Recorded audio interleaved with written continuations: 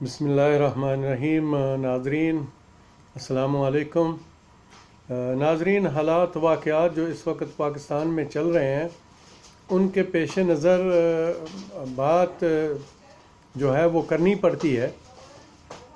इस वक्त वज़ीर आज़म साहब जो हैं शुरू से ही अकेले थे, और अब तो जो उनके साथ जो ये दावे कर रहे थे कि हम पीटीआई के लोग हैं, तो उनकी भी समझ आ गई कि वो कितने पीटीआई के साथ मुखलस थे और कितने मुखलस हैं।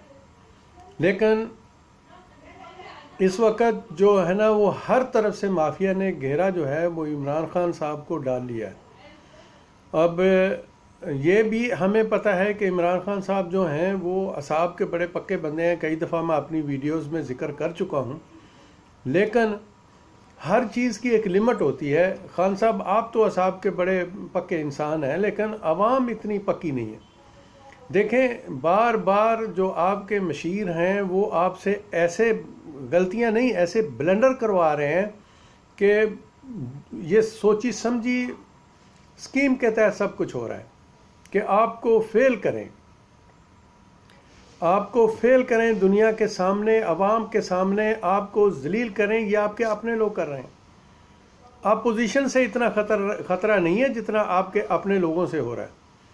तो वही जो हम रिक्वेस्ट पहले भी करते रहे हैं और आप अब भी करते हैं, अभी भी आपको यही कहते हैं कि और कोई हल नहीं है। खान साहब, आप कब तक ब्लैकमेल होंगे इन लोगों के हाथों से?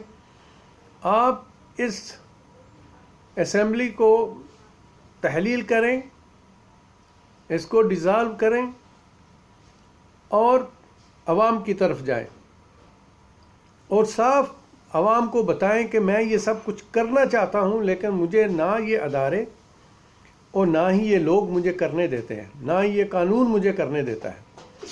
रेफरेंडम करवाएं, रेफरेंडम में आके सदारती निज़ाम को सामने लाएं।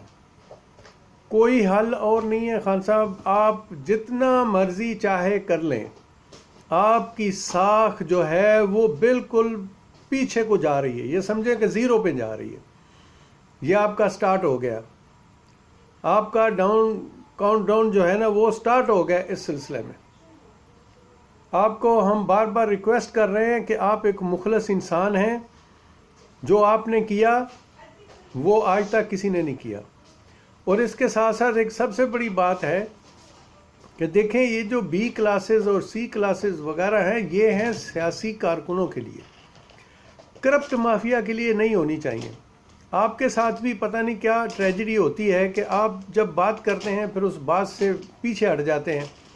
जब आपने अमेरिका में कहा था कि इनको किसी को भी मैं ये चीज़ नहीं दूंगा, तो ये बी क्लासें मैं ख़त्म कर दूंगा, तो उसके बाद वो कौन से ऐसे लोग हैं जिन्होंने आपको मजबूर किया कि इनकी बी क्लासें रहने दें?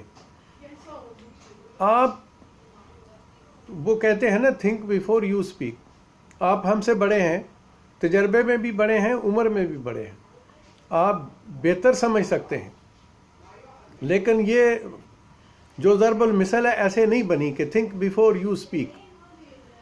आप पहले सोचा करें और उसको एक आम नज़र में देखें कि जो आप करने जा रहे हैं या कहने जा रहे हैं इसका क्या असर होगा अवाम पर, क्या असर होगा मुल्क पर, क्या असर होगा आपकी शख्सियत पर और आपकी पार्टी पर। अभी देखें, ये जो कुछ भी चल रहा है, ये एक पहले तो आपको किसी ने ये गलत मशवरा दिया कि इसकी प्राइस को बिल्कुल डाउन कर दें, और की थी तो फिर उसी को रहने देते हैं। अभी वो भी नहीं हुई और 25 रुपये जो है वो एकदम बढ़ा दिए, 25.5 रुपये। अब आपने लोगों को, अपोजिशन तो पहले ही जो है वो बिल्कुल लंगोटे करके खड़ी थी आपके ऊपर चढ़ाई करने के लिए, और आपने बिल्कुल उनको एक स्मूथ ग्राउंड दे दी है कि जो अब किसी का जी चाहता है वो कह रहा है, और वो बिल्कुल हक बजानब है इस मसले में। इस बात में हम भी उनके साथ हैं जो हमेशा आपको सपोर्ट करते हैं, आपकी ईमानदारी की वजह से सपोर्ट करते हैं। आप हमारे रिश्तेदार नहीं हैं, ना हम आपकी के साथ कोई ऐसा तल्लक रखते हैं कि हम आपको सपोर्ट कर रहे हैं। हम महज इसलिए सपोर्ट कर रहे हैं कि हम अपने मुल्क को सपोर्ट कर रहे हैं, अपनी कौम को सपोर्ट कर रहे हैं। आप एक ईमानदार इंसान हैं, لیکن یہ ایمانداری کب تک چلے گی خان صاحب؟ اگر یہ لوگوں کو فائدہ ہم نہ پہنچا سکے تو فائدہ کیا ہوا؟ آپ بتائیں، آپ خود دیکھیں کہ یہ سارے جو پہلے مافیا تھے وہ بھی نکل گئے بات. سب سے پہلا جو آپ نے سب سے برا قدم اٹھایا، پتہ نہیں آپ کے لوگ آپ کو کہتے ہیں کہ نہیں کہتے، لیکن ہم شروع سے کہہ رہے ہیں اور ابھی بھی کہتے ہیں، سب سے بڑی غلطی یہ کہ مر جاتا نا وہ جعلی مریض ادھر مر جاتا تو کیا قیامت آ جاتی؟ کچھ نہیں ہونا تھا. بھٹو مر گیا تھا، کیا ہوا تھا؟ بے نظیر مر گئی، کیا ہوا تھا؟ یہ مر جاتا تو کیا ہو جاتا؟ کچھ بھی نہیں ہونا تھا. آپ کے مشیر جو ہیں وہ غلط ہیں. پہلے تو آپ اپنے مشیروں کو جیل میں ڈالیں. ان کرپٹ مافیا کو جیل میں ڈالنے سے پہلے آپ اپنے ان مشیروں کو جیل میں ڈالیں جو آپ کو اس قسم کے غلط مشورے دیتے ہیں. اس وقت کیوں جانے دیا؟ دنیا کی کسی عدالت کا کوئی قانون نہیں ہے. دنیا کے کسی ملک میں ایسا نہیں ہے کہ کوئی ایک سزا یافتہ مجرم جو ہے وہ اپنا ملک چھوڑ کے کسی دوسرے ملک چلے جائے.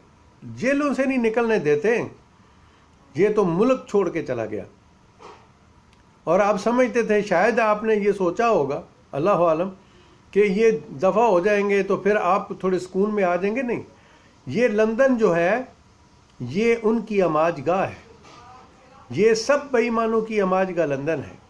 اور اس لندن میں بیٹھ کے وہ آپ کی بازی لگا سکتے ہیں، آپ کو بالکل پاؤں سے اکھاڑ کے ایک دم پھینک سکتے ہیں. اور وہ کر رہے ہیں اور ایسا ہو رہا ہے. آپ اداروں میں بھی ابھی آپ کی ریپوٹیشن خراب ہو رہی ہے. جو مخلص ادارے آپ کے ساتھ کھڑے ہیں ان میں بھی آپ کی ریپوٹیشن خراب ہو رہی ہے. عوام میں آپ کی ریپوٹیشن خراب ہو رہی ہے. آپ کے کسی وزیر کو کوئی نہیں پوچھے گا. یہ سب کچھ آپ کو پوچھا جائے گا، کیونکہ لوگوں نے جو وزیر آپ کے جو بنے ہوئے ہیں یا جو ایم این اے اور ایم پی ہیں، لوگوں نے ان کو آپ کی وجہ سے ووٹ دیے. اور کتنے وعدے کیے تھے خان صاحب آپ نے، ایک بھی وعدہ وفا نہیں ہوا ابھی تک. آپ کب تک ایکسکیوز کرتے رہیں گے؟ عمل نہیں ہو رہا، بالکل نہیں ہو رہا. جس چیز کو ہاتھ ڈالتے ہیں وہی مافیا بن کے اٹھ کے کھڑا ہو جاتا ہے. تو یہ ساری چیزیں جو ہیں خان صاحب ایک ہی حل ہے. جتنے بھی مخلص لوگ ہیں وہ سب آپ کو مشورہ دے رہے ہیں. ہارون رشید صاحب ایک سینئر صحافی ہیں، تجزیہ کار ہیں، اور آپ کے دوستوں میں سے ایک اچھے دوست ہیں. شاید ان کی باتوں کا آپ کو غصہ تو آتا ہوگا لیکن وہ باتیں بالکل صحیح کر رہے ہیں. ابھی نہیں صحیح کر رہے، وہ شروع سے صحیح کر رہے ہیں. وہ آپ کو ہمیشہ آپ کو ہمیشہ اچھا مشورہ دیتے ہیں، مخلص مشورہ دیتے ہیں. لیکن پتہ نہیں آپ جس سے ناراض ہو جاتے ہیں پھر اس کی اچھی بات بھی سننا شاید گوارا نہیں کرتے. تو یہ چیز مناسب نہیں ہے خان صاحب. آپ اپنی ساکھ خراب کر رہے ہیں. آپ کے جو مشیر ہیں پہلے ان کو جیلوں میں ڈالیں. اور دوسرے نمبر پہ چودھری فواد نے جو بات کی ہے وقت مناسب نہیں ہے. جو انہوں نے طریقہ اپنایا، باہر جا کے انٹرویو دیے، وہ مناسب نہیں کیا. لیکن میں کہتا ہوں کہ شاید وہ دوسرے لوگوں سے مخلص ہے آپ کے ساتھ، اور وہ مخلص ہیں تو وہ آپ کی ان باتوں کو پوائنٹ آؤٹ کر رہے ہیں. اور اگر آپ یہ سچ بول کے عوام کے سامنے جائیں گے تو عوام آپ کی قدر کرے گی. یہ بات پکی ہے. جتنا ان جھوٹے مشیروں کی باتوں میں آ کے آپ غلط فیصلے کریں گے، دن رات لوگ آپ کو گالیاں دے رہے ہیں. ان کو بھی آپ کو بھی دے رہے ہیں، ہمیں بھی ساتھ گالیاں دیتے ہیں جو ہم لوگ آپ کی سچائی کو سپورٹ کر رہے ہیں.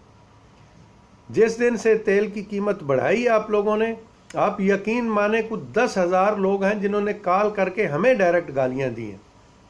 ہمیں بھی ڈائریکٹ گالیاں دیتے ہیں کہ آپ ہمیشہ عمران خان کو سپورٹ کرتے ہیں.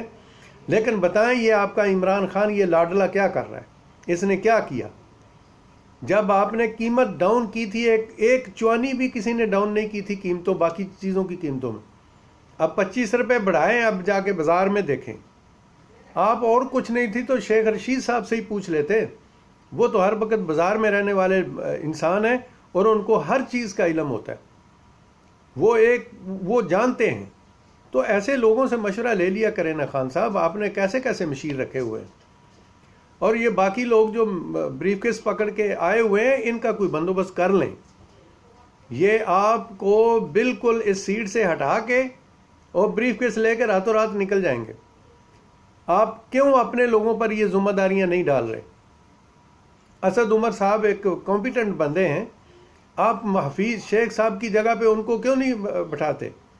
خان صاحب کیا کر رہے ہیں آپ؟ ہمیں اچھا نہیں لگتا آپ کو ایڈوائز کرتے ہوئے، آپ کو کچھ کہتے ہوئے، لیکن اگر خدا نخواستہ آپ کے ساتھ کچھ ہو گیا تو یہ سمجھیں کہ 22 کروڑ عوام کے ساتھ ہوگا. یہ بات آپ یاد رکھیں.